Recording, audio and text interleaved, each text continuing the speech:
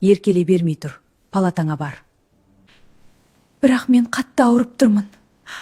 Орнымнан мүлдем қозғала алмаймын. Белімнен төмен қарай жұмыс істемей қалғандай сезініп тұрмын.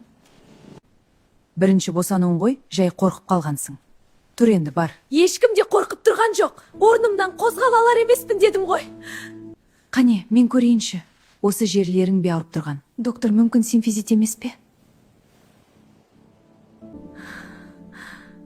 Тез арада каталка әкеліп, әйелді палатасына жеткізіңдер. Жаным, жыламашы. Бәрі жақсы болып кетеді. Денсаулығыңды құрбан қылып, баламызды дүниеге әкелгеніңіз саған көп рахмет.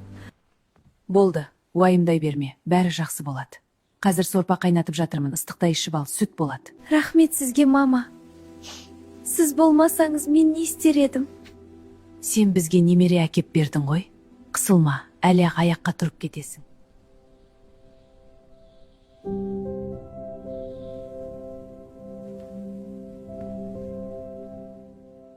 Өмірде жақсы енелер де көп.